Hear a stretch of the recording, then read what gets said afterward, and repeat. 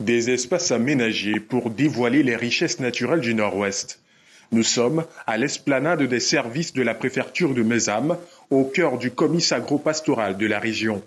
Agriculteurs et éleveurs exhibent leurs produits devant des visiteurs sous le charme. Oui, le riz là, c'est une très bonne riz. Mais pour avoir dit, il y en a beaucoup de gens qui ne connaissent pas le riz, c'est le riz qu'on appelle le noble rice. C'est ça qui est un très bon riz. Ça le goût, pas seulement ça pèse bien. Oui, c'est un très naturel bon riz. Les produits séduisent, mais les prix sont jugés élevés. Les exposants font malgré tout leur chiffre d'affaires. J'ai porté le taploca blanc avec le taploca rouge. J'ai tout vendu ça. Pour une meilleure production agricole, le ministère de l'Agriculture envisage d'apporter davantage de moyens aux producteurs en 2022. Si un sac d'engrais coûte par exemple 20 000, le ministère peut payer 40 ou 50% et le paysan paye le reste. Au lieu qu'un paysan paye par exemple 20 000, il va payer 10 000. Ça veut dire qu'une partie de 10 000 est subventionnée par le ministère. Mais ces taux de subvention, le ministre va sortir un arrêté dès le début de l'année prochaine. Après évaluation, les meilleurs producteurs de ce comice agro-pastoral ont été primés.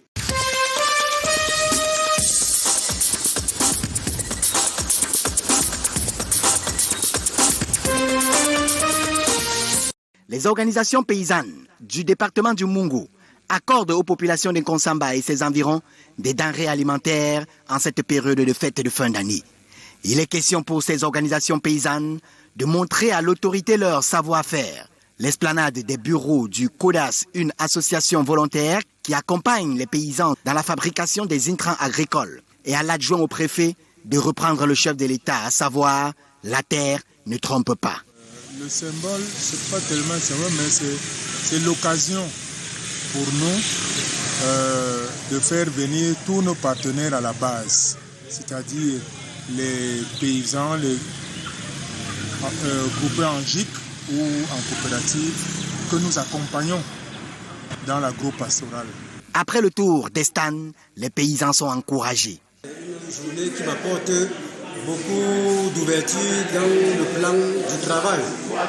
Oui, puisque en regardant tout ce que bien de personnes ont apporté, ça m'amène à faire davantage, à travailler davantage pour améliorer la production prochaine. Je suis tellement fier et très gai de cette année. Pour la population d'Nkonsamba et environ, ces moments méritent d'être pérennes afin de lutter non seulement contre la vie chère et la promotion de la consommation des aliments de qualité.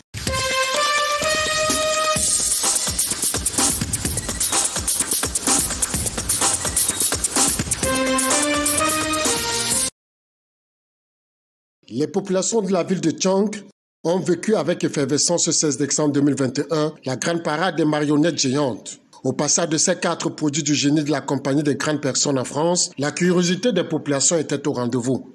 Les 4 marionnettes, en fait, symbolisent les 4 airs culturels du Cameroun. Nous avons Tikoso, nous avons Afan, nous avons Amina et Echou, qui représentent vraiment les 4 airs culturels du Cameroun. Ces marionnettes géantes ayant fait déjà le tour de certaines villes du Cameroun, l'Alliance franco-camerounaise de Tchang n'a ménagé aucun effort pour offrir ce spectacle au public de cette ville du fait de leur grande portée symbolique. La diversité doit être une richesse, doit être une complémentarité, être cette force-là qui permettra au Cameroun, en déclarant que nous sommes un et indivisibles, que nous soyons effectivement un et indivisibles. Et c'était ça le projet. Nous sommes contents. Cette initiative culturelle redonne le blason de la coopération entre la France et le Cameroun. C'est une merveille que nous offre la coopération France-Cameroun.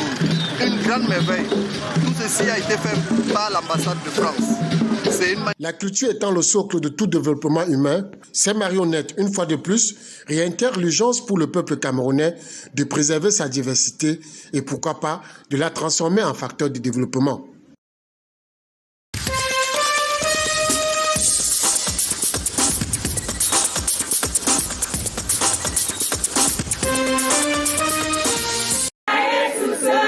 Becalbe Jesus, les Sœurs de Jésus-Christ, une union consubstantielle au diocèse de Bolova. C'est ici la plus ancienne association féminine mariale d'apostolat des laïcs. À la cathédrale Saint-Anne et Joachim d'Abang, elles irradient de l'éclat de pureté de l'or blanc le 4e dimanche de l'Avent. Elles le font sur le pas de Christ et ce depuis 52 ans. C'est une association des femmes qui a été créée depuis 1969 pour évangéliser, sont pour la charité, pour la prière, pour le soutien du diocèse. Messe pontificale à l'issue de leur congrès annuel et les Becalbe Jesus reçoivent aux côtés de leur père évêque les bénédictions de Monseigneur Yuan Sueja, archevêque de Malabo en Guinée équatoriale. Bonne impression de la gracia. J'ai eu une très bonne impression et j'en suis très reconnaissant et je sais que nous sommes en communion. Que estemos en communión de Bolova, Malabo, en communión de prêtre.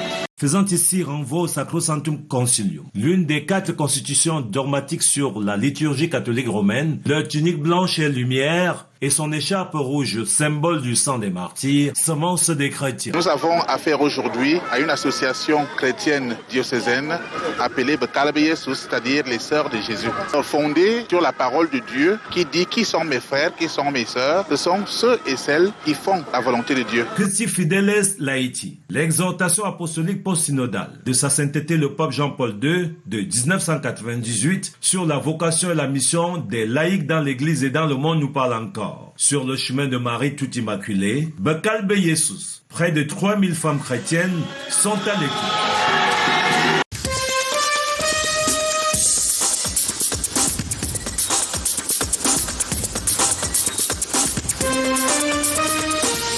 C'est un ouf de soulagement pour les populations.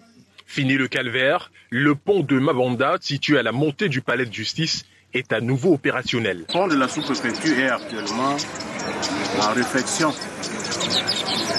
Et par conséquent, le plateau administratif qui abrite l'essentiel des services administratifs, ainsi que l'hôpital régional annexe des DA et plusieurs autres populations qui y habitent, l'usage était totalement coupé. Renforcé par du béton, madrier et barres de fer, cet ouvrage a été réhabilité en 72 heures grâce aux fonds propres de la mairie de la ville d'Edea.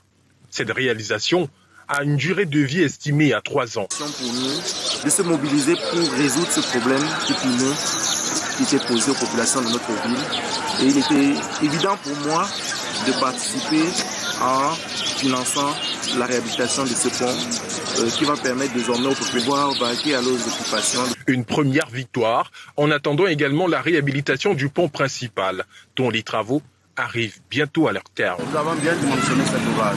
Déjà, il y avait un ouvrage déjà fragile. Il fallait donc procéder à beaucoup de calculs et structures pour pouvoir réaliser ce que nous avons fait. L'ouvrage existant peut même s'effondrer. Ce que nous venons de faire ne sera pas impacté. L'état d'avancement des travaux est évalué à 15% et aucun engin lourd n'est autorisé à y avoir accès pour le moment.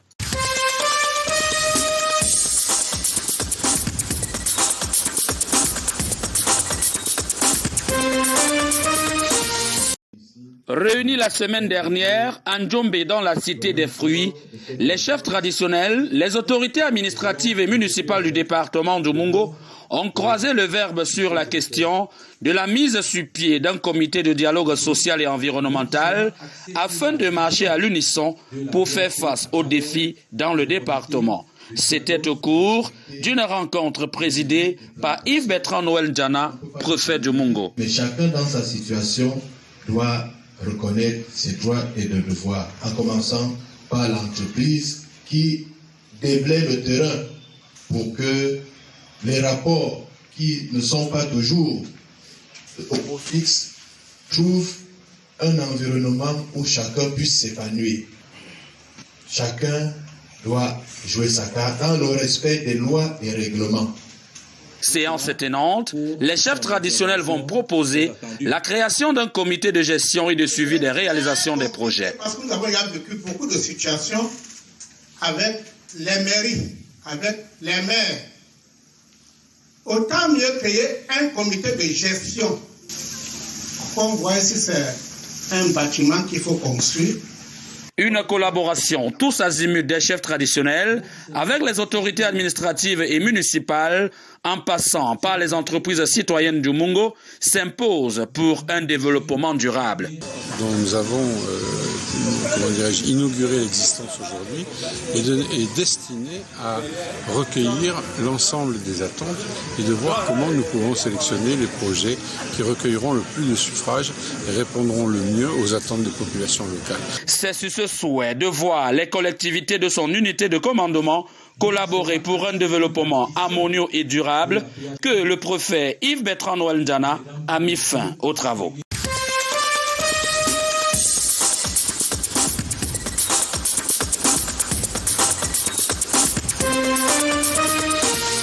Du matériel à profusion ici présenté. C'est le résultat de 3 jours de travail du commandant de brigade de recherche de Nkonsamba et ses hommes. Ils sont entrés en filiature des présumés hors-la-loi qui sèment la terreur en Nkonsamba et les environs. 7 jeunes, dont l'âge varie entre 21 et 34 ans, après des renseignements, tombent dans le traquenard. Nous avons lancé cette opération il y a 3 jours, donc ça sera le 16 de ce mois. Peu importe l'heure, nous sommes dehors. C'est ainsi que le 16, après l'enseignement, on a mis la main sur un système parcours, le quartier 11 bis. C'est de là, après l'exploitation, il est passé aux aveux complets. Nous sommes allés jusqu'à Penja. Jusqu'à Penja, récupérer également le matériel. Parmi les mises en cause, quelques receleurs des produits dérobés par un certain Paco dont le nom revient plusieurs fois dans les enquêtes de la ville. Que les fêtes de fin d'année doivent se passer dans de très bonnes conditions. Les populations doivent être à l'abri de toute agression qui serait susceptible de nuire au bon déroulement des fêtes ici dans le Mungo Nord. Et aussi, par anticipation, la CAN Total Énergie 2022 qui aura lieu dans notre pays le mois prochain.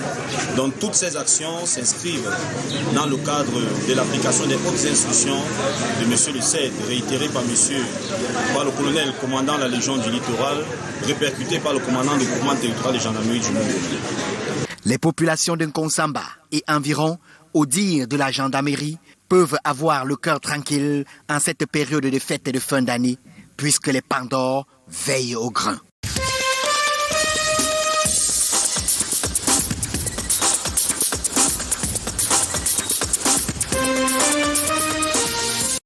« 35 officiers, après 5 mois de stage au Centre national des sapeurs-pompiers de Kribi, reçoivent leur attestation. Formés dans les modules de sauvetage et gestion des catastrophes, mais aussi en éducation civique. À cette cuvée, il est prescrit la discipline. Général de brigade, commandant le corps national des sapeurs-pompiers. Et au vu de ce que vous venez de me présenter, je vous déclare apte au service de secours et d'incendie. Une mise en scène, mais les faits sont comme dans une situation réelle. Une formation, une nécessité. Je remercie surtout le recommandement, en particulier le commandant du Centre national d'instruction, le directeur de l'instruction et son encadrement, qui n'ont aménagé aucun effort pour nous transmettre des connaissances théoriques et pratiques. Des connaissances pour combler quelques manques en secourisme souvent observés.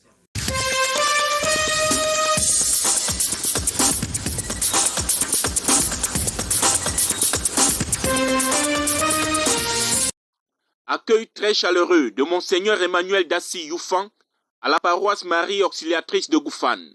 L'évêque du diocèse de Bafia, par cette visite, manifeste une volonté réelle de poursuivre l'œuvre de son prédécesseur. Oui, je suis effectivement très impressionné par la vitalité de cette paroisse en croissance, parce qu'il s'agit de la toute dernière paroisse créée par mon prédécesseur. Nous voyons une paroisse en croissance avec l'engagement et des parents et des jeunes. Le message de l'évangile selon Saint Luc a invité chacun des fidèles présents à ouvrir son cœur pour recevoir le Christ. Parfaite ambiance, félicité par le célébrant. C'est vraiment ce que nous attendons de l'Église, que dans son milieu, elle soit toujours en pleine harmonie pour apporter l'Évangile, la bonne nouvelle. Donc c'est l'impression que j'ai. Au cœur de cette célébration eucharistique, certains fidèles ont reçu le sacrement de confirmation. Ils disent être désormais prêts à recevoir le Christ. Je suis fier de pouvoir être classé parmi les messagers de l'Église. Je crois que le pouvoir... Une levée de fonds a été faite pour achever les travaux du presbytère et donner à la paroisse Marie Auxiliatrice de Goufane toute sa splendeur.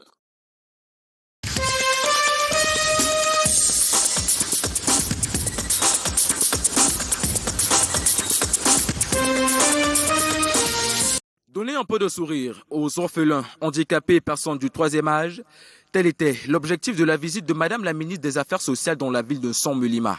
Accueillie par M. Alara, représentant du préfet, Pauline Irène Kendek-Guéné et sa suite ont déposé leurs valises à l'hôtel de ville de Samulima, où étaient regroupées les personnes nécessiteuses du département du Djaïlobo. Après le mot de bienvenue et la présentation des dons, la ministre des Affaires sociales a pris la parole pour exhorter les populations à un élan de solidarité et de générosité comme le désire le président de la République aux personnes vulnérables autour de nous, en les appelant à des efforts afin de se prendre en charge et de sortir de cette précarité. Jouets, ballons, riz, sucre, savon, pâtes alimentaires, tomates, papier hygiénique et bien plus ont été remis à des centaines de personnes à la satisfaction de plusieurs. Je suis moi-même orpheline, très tôt, de père et de mère. Je sais ce que subit un orphelin. Donner du sourire. Parce qu'il y a des orphelins, ils ont là pour un stylo, pour un cahier, ils perdent une année scolaire. Je suis content de mon cadeau. Je dis merci à tous les représentants de cette conférence. Et merci pour ces cadeaux. Je souhaite aussi donner bonne guérison à tous ceux qui sont touchés sur ce lit d'hôpital. Et je suis très content d'avoir reçu mon cadeau. Tout ceci agrémenté par la présence des artistes venus rehausser l'éclat de cette cérémonie sous un tombeau et clément.